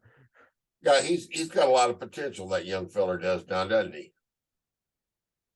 See how he got the rub from Christian Cage and now he's doing better? Man, I wish we could get the rub from Christian Cage. Oh dear, that almost sounds dirty. Shut the fuck up. All right, we better get on with Dynamite here before we get distracted. I'm going to get us taken off the damn air. Shit. Wouldn't be the first time you almost got us taken off the air. Well, I'll try to be good. Also, probably not the last time because you say you're going to try to be good, and then 10 to 15 minutes later, you fail. All right. Well, anyway, it ends up getting announced that it's going to be Sonata versus Jack Perry with Hook in Jack's corner. All right. Hook is going to turn on Jungle Boy. Spoiler alert. Sure. Because Hook needs to be the heel. Then we got the Hung Bucks. I hate that name. Yeah, I do too. That sounds weird. You want to know something that's going to get us taken off the air? That name might. Hung Bucks. That sounds dirty. That sounds like a good title for a gay porno film, you know? We are so getting knocked off the air this week. Oh my Hey, that's God. not an anti-gay statement. Russ I'm is talking not. about adult film movie titles. Russ is about the most gay friendly human being I've ever met. I can't hate my family. And well, there you go. Right. We got the Hung Bucks versus Blackpool Combat Club. I say that Blackpool Combat Club, and none of them is from Blackpool, England. The guy who was is long gone. Doesn't even work for the company anymore, which is another irony. We could change it to the Death Jitsu Club because that would make sense to me. Because apparently they're allowed to say death on television, which WWE isn't. Really, death? Yeah. All right. Because they're TV 14, WWE's TV PG. Well, they could call themselves like the Kill and Death Crew or some shit. I don't know. Well, at any rate, this match was really good. And the ending of the show was fucking art. Elite versus BCC. Everybody, after this match, there's a giant fucking brawl. It starts as the 6 guys in the match. Here comes Eddie Kingston. Sure, I didn't expect the Elite to win this thing. They had to. But yeah, like you said, here comes Eddie. Here comes Eddie. I popped. Yeah. They start fighting. And then they kind of tease him and Mox going at it. They kind of tease him and Claudio going at it. So Eddie's kind of caught in the middle. Because he don't like the Bucks. But he likes Kenny. But he don't like Claudio. But he likes John. Right. So Eddie's kind of caught. Then here comes Takeshita and Kenny and just everybody. And then here comes Will Ospreay, and this place comes unfucking glued. Yeah, why do they react that way so much to Will Ospreay? Because he's one of the best 3 wrestlers in the world. Along with Kenny Omega and who else, in your opinion? Right now, yeah, in this order, it's Roman, Kenny, Ospreay. I don't think there's any question Roman's the best in the world right now. I all around professional wrestler. Yeah. Name one better than Roman. Like that's consistently on all the time. Well, I'm thinking in terms of favorite rather than best. I've got my favorites that would be different. Well, yeah, I do Roman too. Reigns, consistency, yeah. He's been champion as long as he has, and it doesn't feel to me like it's been overdone. Not yet. It's getting close, but I pulled the trigger on something else. But yeah, Russ, we've been saying it's been getting close for months. It's not getting close. We keep saying that, and then they keep doing something. Well, we'll see. You know, because well, that kind of leads into SmackDown, but they ought to just change the name of the show to Friday Night Bloodline. I would be okay with that. I would watch it. Yeah, because that's basically what this is, the ongoing action adventure series called The Bloodline. Well, anyway, Ospreay hits the hidden blade on Omega. They go off the air. Yeah, Ospreay.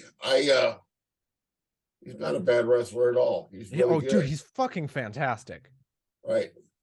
He's better than Jay White, and I love Jay White. Friday Night SmackDown from wherever it is the fuck that they were.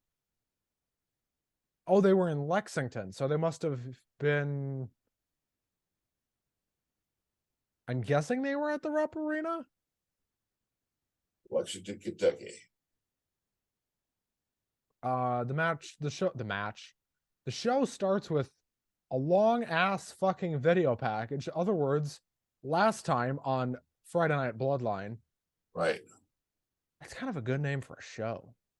There you go. I came up with something good. How about that? Russ, good Yeah. marketing. There you go. Are you feeling okay, sir? I'm feeling okay. I took all my meds, All of them? all of them, The antipsychotics? of course. I have to tease Russ. I don't have a All choice. right. Remember, you're the resident demented old circus monkey. Oh, that's right. I forgot.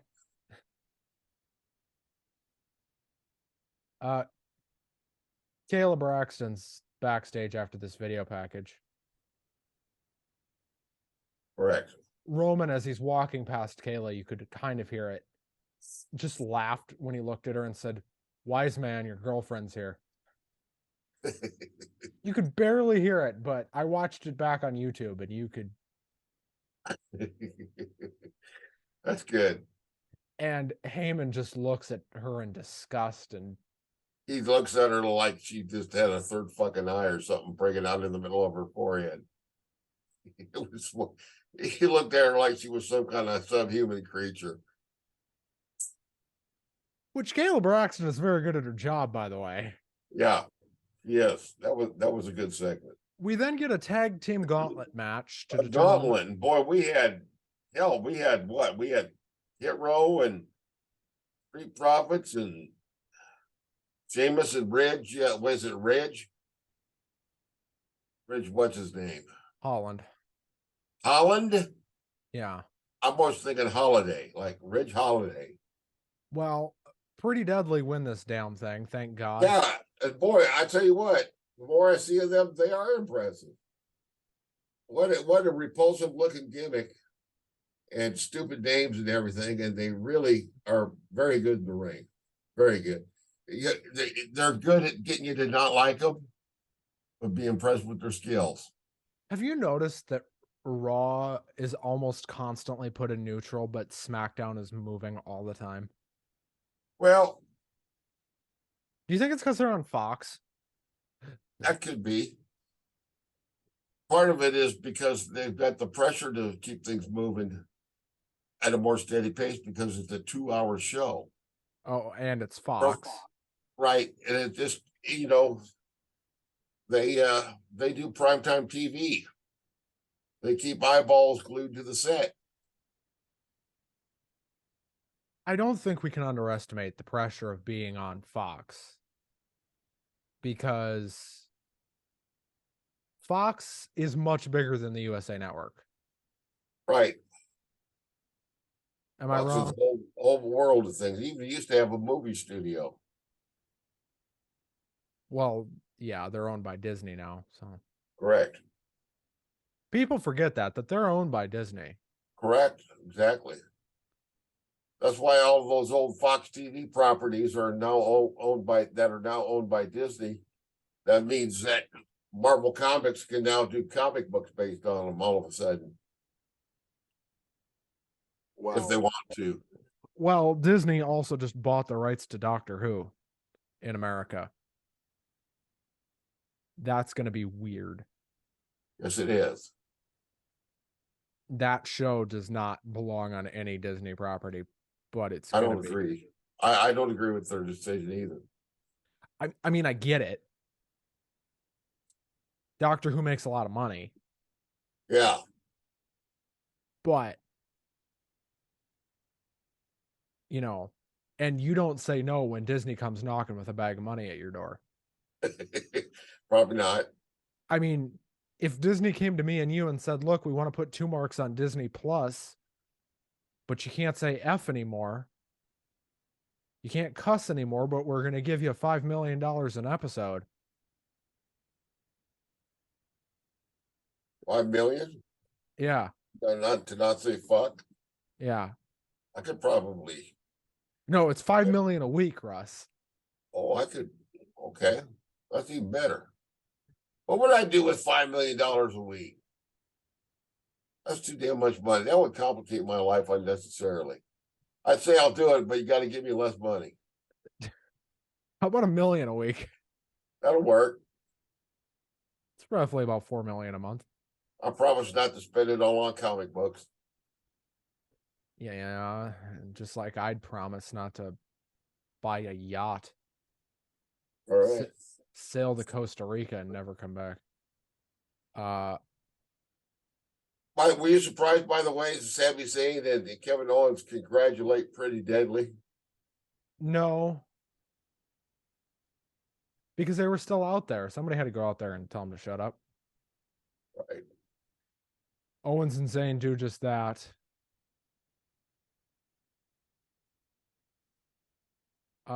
Owens had one of his blow-ups saying he wants to, and I quote, punch their stupid faces. An all-time line. Pretty Deadly runaway. Yeah. Roman Reigns is backstage, and God, this guy is good at his job.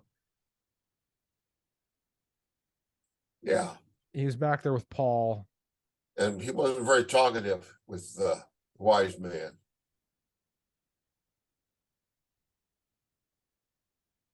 Well, they basically, Heyman says, have you heard from Jay, my tribal chief? And Roman says, just says what we've heard all along, which is that Roman's the tribal chief. Right. And Jay should have reached out to Roman. Roman told Heyman to talk to Jay. The whole question is, will Jay fall in line? And that was kind of the through line of the show. We had Zelina Vega versus Io Sky. This match was really good, but painfully short. Right. And once again, we see outside interference. Should Zelina win Money in the Bank? What's that? Should Zelina win Money in the Bank? I don't know. I mean, probably, right? She's really got a lot of momentum. She's really fucking over, is what she is. Right.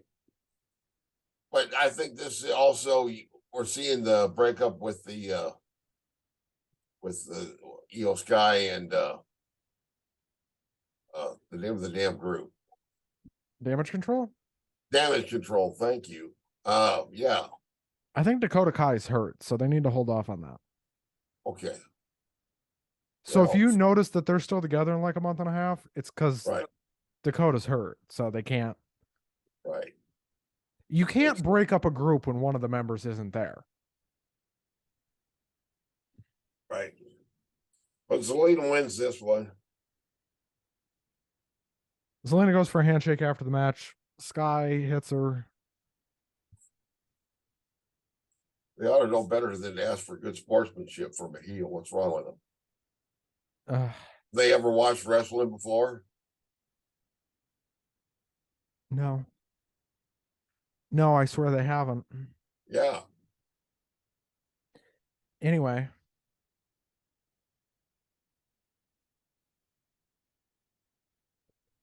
The way Vega ends up winning in the end is because Io was yelling at Bayley. Yeah. This group is falling apart. Sure is. We had Bianca Belair slowly going into her villain era. Confronting Adam Pearce backstage. Very, very slow turn, it looks like to me. Well, their frustration is building week by week. Pearce doesn't have an answer as to when Bianca Belair will get the rematch for her Raw Women's title that no longer exists. Right. Right. Did you like that? Yeah. Bayley and Io are arguing backstage. Shotzi interrupts them. Shotzi basically tells Bayley, if it wasn't for you, I'd be in the Money in the Bank match. Thank God Shotzi's not in the Money in the Bank match, by the way. Yeah, I agree.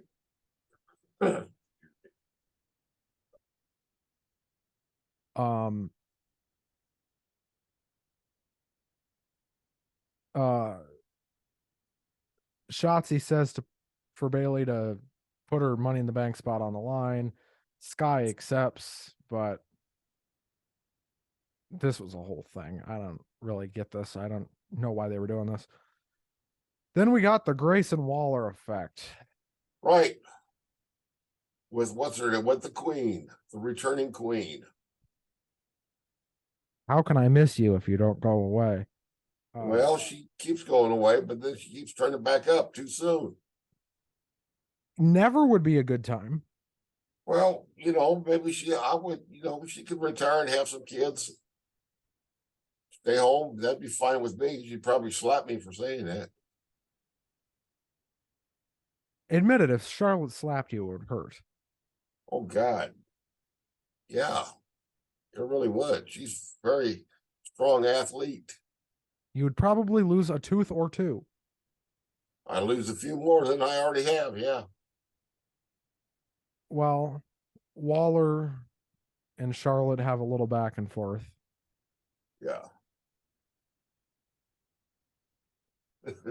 Waller explains to Charlotte. Waller explains the gimmick change of Asuka to Charlotte. I thought that was funny. Right. Basically saying that's not the same Asuka. Yeah, we already figured that out, Einstein. Well, he had to explain it to Charlotte because Charlotte hasn't been on TV. Right. Apparently she hasn't been watching the show either. Do you blame her? No. If I was a professional wrestling for a living, I wouldn't want to watch wrestling on TV. It'd be like work. Like, what's the point? Right. People are always surprised when people get out of the wrestling business and then they ask them, do you watch the shows? No. Most of them say no. Do you know why? Because they've seen all of it. Yeah. The ones that did it for 30 years have seen everything. That's right.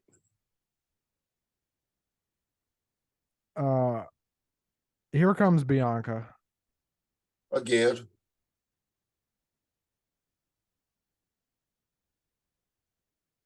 She's got to go out there and yak at Charlotte for a little bit. These two have the weirdest argument you've ever heard.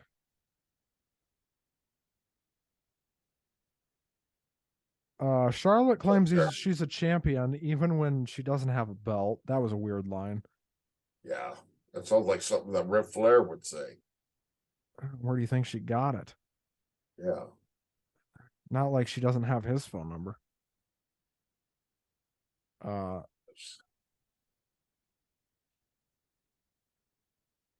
Bianca says she's the longest reigning women's champion in the modern era, which she is. Yeah. Tells Charlotte to respect her, blah, blah, blah, blah, blah. Yeah. Probably ain't going to happen. And Belair will be ringside for Asuka and Charlotte's match at Money in the Bank. Yes. This ended in nothing. Anyway. Yeah. This was essentially pointless.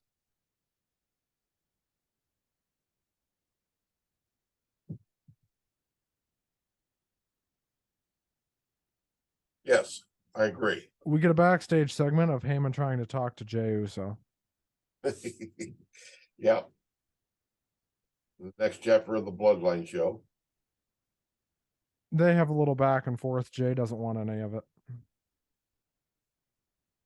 Tells Heyman he's still out. Right. Then we get a giant glob of what the fuck? Yeah. This one ticked me off. Next tag. We got AJ and Michian versus Karrion Kross and Scarlett, who I'm not a fan of either one of those, and they won the damn thing, and that just to me was an irritating, annoying waste of time. That's how I would describe most of this show. Yeah, well, this one especially. I think this was the worst part for me. Sorry, they're not over with me. My favorite part of this whole thing, by the way, this was the worst thing this would have been a fast forward for me. Sure. My favorite part of this is when AJ takes one of his gloves off as Scarlett's like trying to seduce him or whatever, says, "I'm married, bitch."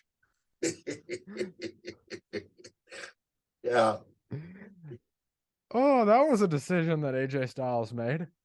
sure. Well, he made the right decision. No, but I mean, look at Scarlett. What's that? I said, look at Scarlett, though. Yeah, look at her. She looks like a painted Jezebel. Like a looks like a harlot. Her husband is going to murder you in your A sleep. jaded strumpet, I tell you. A jaded strumpet. This went nowhere. No, I don't want her husband to hear that. No.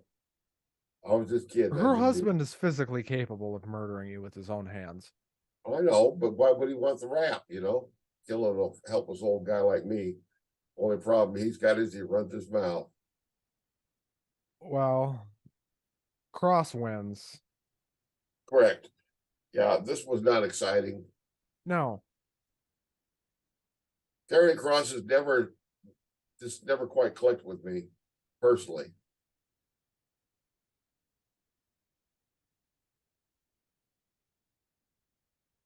I thought the next match was much better. Well, we get a whole bunch of backstage crap. A whole bunch of crap that we didn't need, but we got it anyway, didn't we?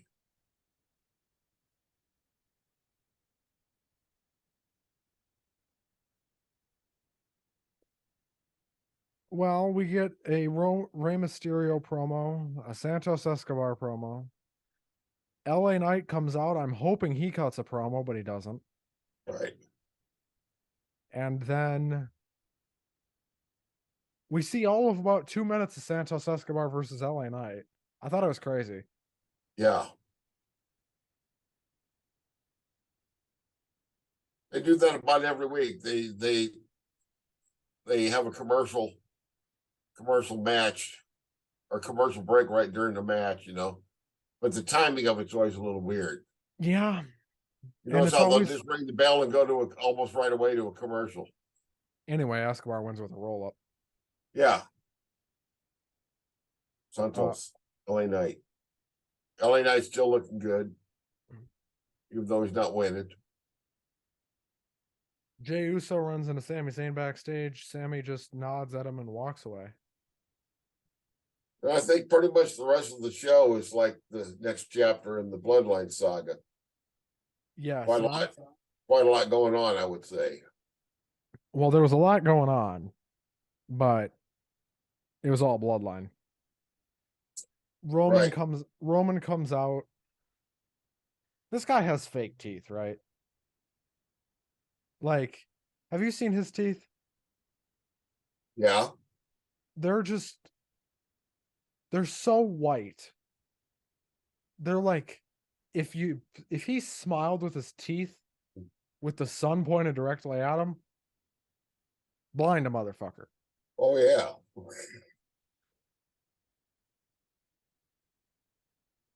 Anyway, probably he's successful, so he's well off financially, so he can afford to buy the best whiteners and brighteners on the market to keep those old canines looking pearly white. fucking veneers. Yeah.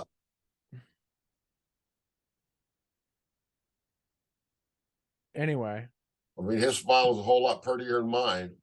or mine. Oh hell yeah. Anyway, they want Jay's decision, and Jay comes out and he's like, if I'm in, Heyman's out. That's the line. Roman's like, that's not your decision to make. He's not yours to hire or fire yet. When you're the tribal chief, you can have whoever you want as your wise man. I want Paul Heyman as my wise man. Doesn't matter if he's wise or not. He's got the job. He's a con man, is what Paul Heyman is. Of course he is. Hell, he probably owes half the roster money. Does he owe you money by chance? No, I'm probably one of the few. I think he owes me money. Most likely. 90% chance? Probably. Uh, Well, anyway, they go back and forth. Jimmy comes out. They use a line of manipulation, I think, because they say the only one who didn't want you to be the right hand man was Jimmy. This starts an argument between Jimmy and Jay. yeah, it's set up. Obviously, this is like cult brainwashing techniques at play. You know, turn people against each other, try to manipulate the outcome. And it looks like Jay's going to turn on Jimmy. And right as Jay got it to the perfect spot where they could hit their go home, and he hit it perfect, and they turn around and they nail Roman in the face with 2 boots. Right. And the crowd liked it. Oh, the crowd just explodes. And then they go after Solo. It takes 3 super kicks to take him down. But and then Yeah. Roman gets back up and he's like, "The hell is wrong with you?" Boom. Here's another for your trouble, sir. Here's one for the road, bitch. Yeah. Or as Seth Yeah. Rollins likes to say, "Bye-bye, bitch." That's right. We don't need you around here no more. Why don't you go out to the plane and eat seafood? And Usos stand tall to end the show. Yeah. Very good ending to the show. This is where the crowd wanted it to go, where it needed to go. It was a great ending. And I now want Jey Uso to win the world title. Won't happen. Right. But let's take a minute to talk about my new show, Shrewsworthy. Woohoo! Yes. I'm really enjoying this show. Good. Gobo Moran was on this week from Puck You. Go Hello check it to out. It's Gobo. here on. What's up? I said hello to Gobo. Hi, Gobo. Yeah. Like Gobo's watching almost 2 hours into this fucking show. Probably not. Is anybody watching 2 hours into this fucking thing? No, they were, but now they're taking a nap. Who put them to sleep, me or you? Both of us. Oh, it was a joint effort. You know. We're going to try to breeze through Collision as quickly as possible. Collision was an interesting show. It was a good show, and I don't want to breeze through it too much. But go check out Shrewsworthy. It's right here on Lock 22. The first episode was excellent. I really, really loved it.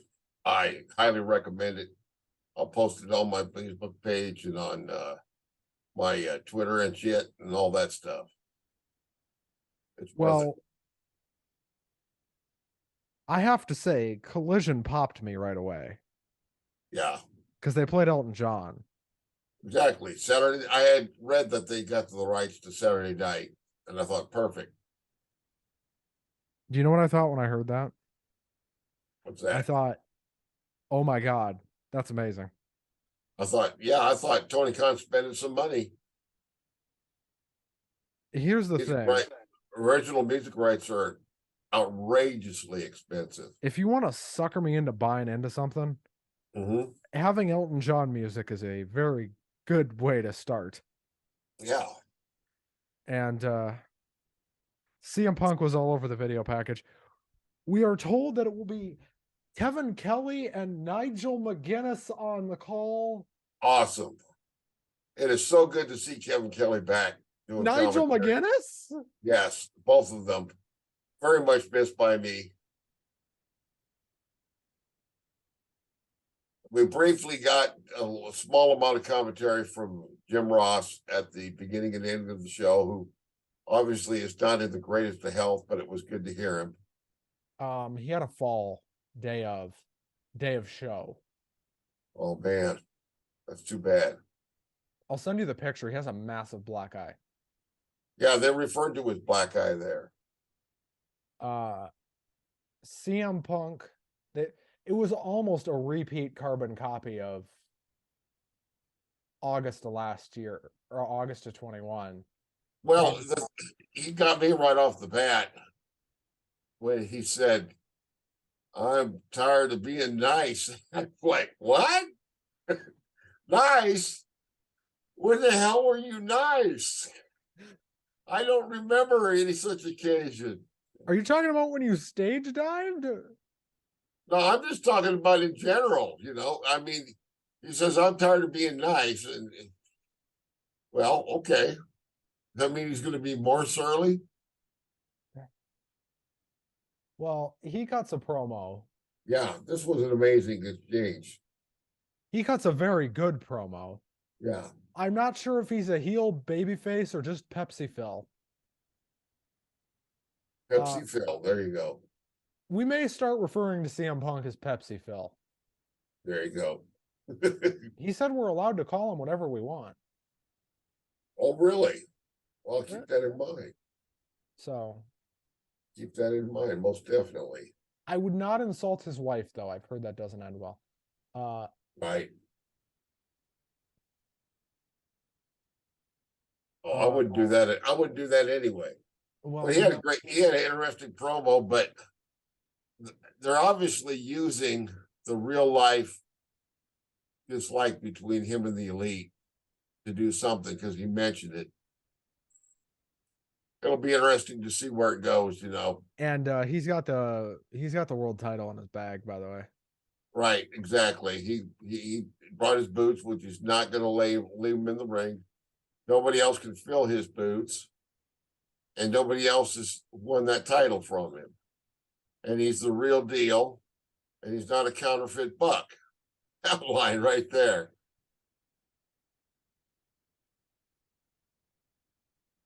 Counterfeit bucks. I liked the "tell me when I'm telling lies." I like that. Yeah. Well, and then the crowd starts chanting "fuck the Elite." Yeah. Not exactly. A great thing to chant on network television. No, that could get you heat with the network. It really can. I think they have to start telling the crowd, "Hey guys, don't say fuck." Right. You're going to get us in trouble. Obviously, you can't control the crowd. Right. But you can mute the crowd. You could ask them to cooperate. Maybe that might be the worst thing to do. You never know. Depending on the crowd to asking a rampant Chicago crowd to not say fuck. Right. That's a death sentence. Oh, there you go. You're asking to die. Yeah. We had Luchasaurus versus Wardlow. What the fuck was this? Well, this was a title change, believe it or not. I'm very glad that to get that title off Wardlow. This was Wardlow's best match in a while. Yeah, but I don't know anything about Luchasaurus, and the one taking all the credit is Christian. I think that's the point. Yeah, I think that's where he hoists him up on his shoulder as Christian Cage holds the title aloft as if he had won it. He's kind of the Ted, Christian Cage is kind of Ted DiBiase, and Luchasaurus is Andre. Oh, there you go. Yeah. I mean, Andre's going to try to sell the belt. And yeah. So Luchasaurus or Christian or potentially both are your new TNT champion. Right. We had a fucking awesome Andrade versus Buddy Matthews match. Correct. Thank you for skipping the Lexi whatchamacallit and the. Oh, I forgot about that. Hey, see, even the good show, this wasn't a horrible show, has ridiculous time fillers. QTTV, always skippable. Everybody should fast forward QT Marshall whenever he comes on the TV screen, no matter what. And it's a shame that the guy with as much potential as Powerhouse Hobbs stuck with that weight around his neck. That's my opinion. And the crowd was so into Andrade in this match. Correct. And I thought it was a great match too. So fucking good. Yes. Are you taking a shot every time I say fuck? You shouldn't be. No, I'm not. Not today. You shouldn't be. Because No, I haven't had the alcohol today. how many people do you think have tried to play that game and have realized I can't keep up? That might not be healthy for you. That might result in death. Right. But No, were you 2 marks in the surprised spark when is you not saw Buddy responsible for any Matthews injuries. tapping out? What? Were you surprised when you saw Buddy Matthews tapping out? Andrade had to win. Yeah, I thought this was one of the better matches of the whole week, either company. Yeah, It was absolutely. very, very, very good match.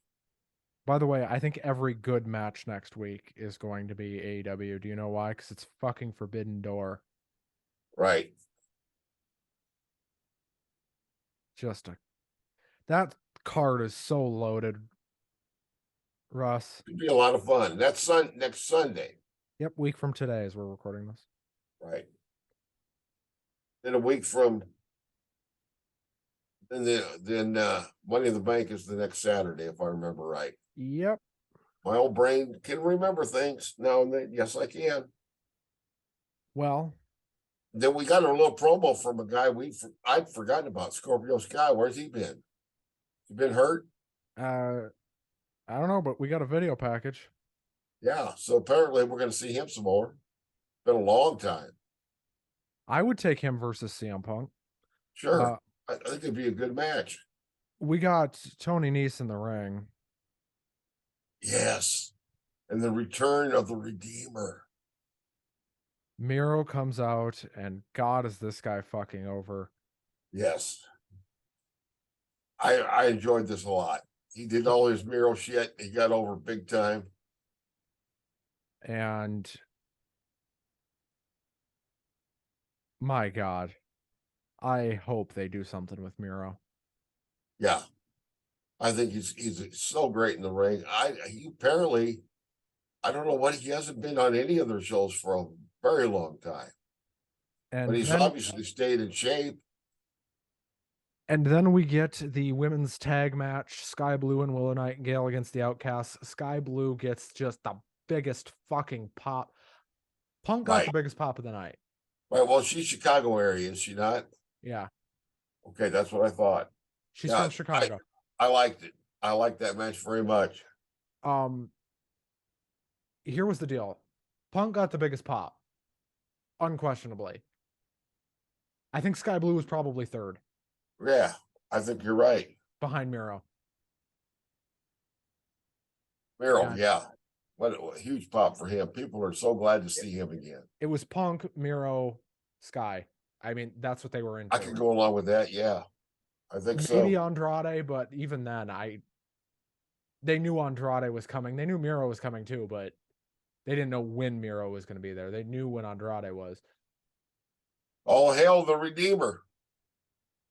This was a fine match. It was for Sky Blue to win. Yes. And she did. It was very well done.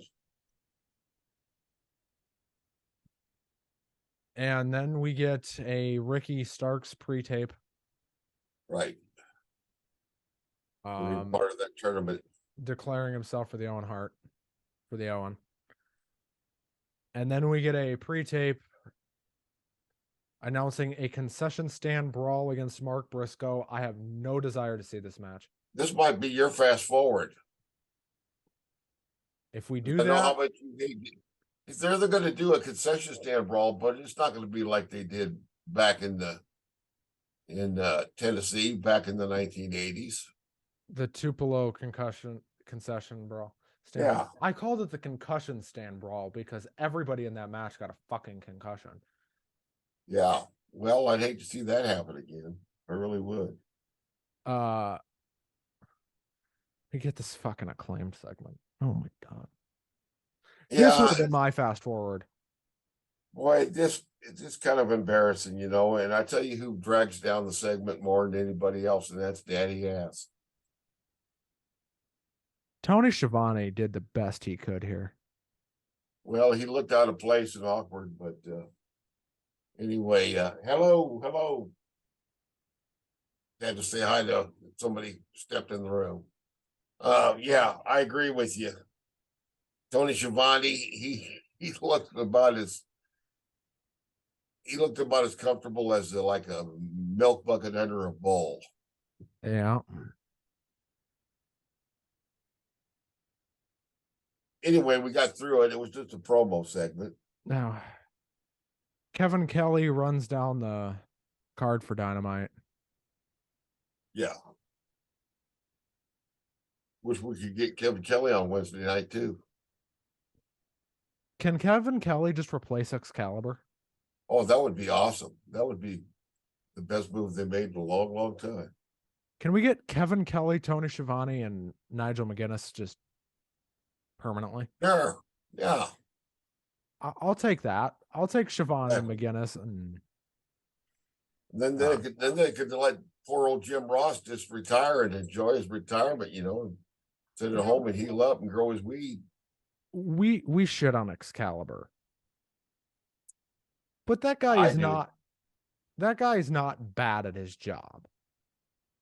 No, he's not. But I still get annoyed when he talks. But he's very clearly passionate about the product, and he's very knowledgeable. He's not stupid. He's very smart in the smart sense of the word. Oh yeah, he is that. So they run down this whole card. I'll go through it in a minute. We had CM Punk. We have CMFTR against Bullet Club Gold and Samoa Joe. Yes.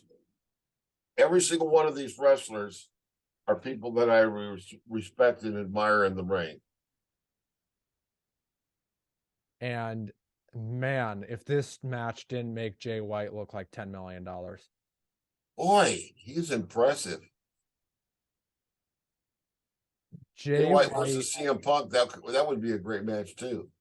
Jay White came out of this, and I know he took the pin. Sure. He came out of this looking better than anybody else. He looked great. And of course, they're leading into at Forbidden Door. He's taking on one of your favorite guys, Mr. Omega, which is a match I'm excited to see too. That's Ospreay doing that. I'm sorry. Yeah. We don't know who Jay White's wrestling yet. I'm sure he will be wrestling. Correct. Yep. Sorry, I confused the two of them. Jay White. My apologies. I want to see Jay White and Kenny though. That'll be a great match when they do it. They could do that down the road. We got a nice little exchange with Joe and Punk yelling at each other before they beat the shit out of each other. Yeah. The match ends with a shatter machine and then a go to sleep, and CMFTR celebrate as they fade to black. Correct. I think the best show of the week was Collision. Yeah, I'd have to say so also. That show flew by. As it did for me too. They kept moving right along. I watched it. Do you have a favorite match of the week? Probably Andrade versus Buddy. Me too. That's what the one I would say. That was very, very nice. Dude, people forget how good Buddy Matthews is. Like, that guy is amazing in the ring. You notice some smart ass had a sign in the crowd, something about, hey, buddy, how come Dom took your mommy or some kind of shit like that, He thinks that's funny. Yeah. We know you're a smart fan. Yeah. We know that you spend 24 hours a day, 7 days a week on the internet with all your little Mark friends. We know you had to make a sign to remind us all.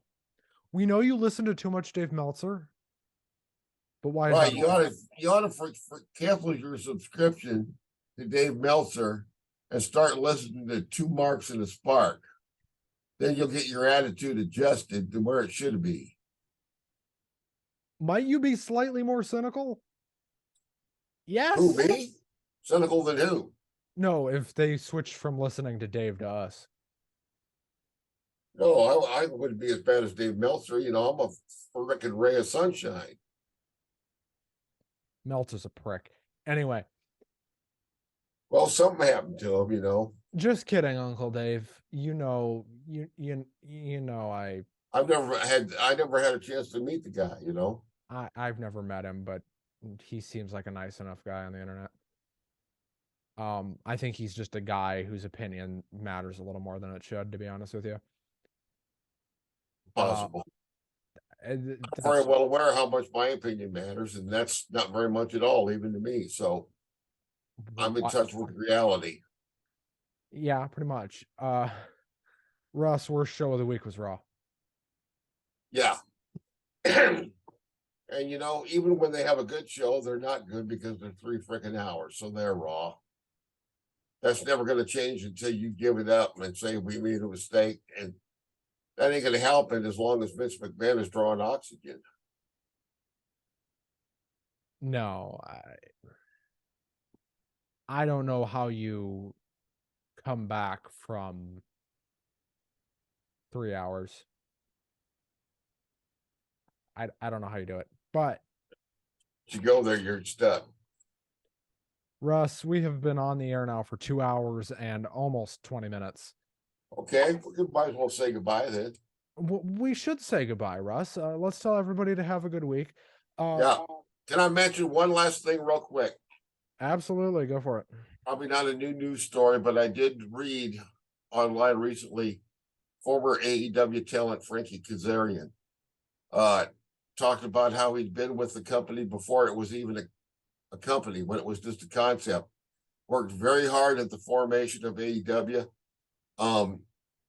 Regrets that he renewed his contract and was glad to leave, but he did so without putting anybody down. He said, their concept of the presentation of pro wrestling is different from mine, and I feel like I can be better utilized elsewhere. And he managed to do it in a very classy way where he did not bury anyone. He didn't bury anybody. And I saw this is to me a class thing and something we see way too little of in pro wrestling. You know, if you got a different philosophy of booking than AEW and you could afford to not work there and go someplace else, you could do it without being a prick. That's just one last little thing I leave there. There's Uncle Russ's gem for the week. That's my little nugget for you. You don't have to be a prick. I know sometimes you get to, but you don't have to. Now, are me and Russ a prick? Mostly to each other? Yes. But all in good fun. All in good fun. Right. All right. As I like to say, Damon, hit my fucking music. Get us out of here. Russ, let's go home. Have a good week.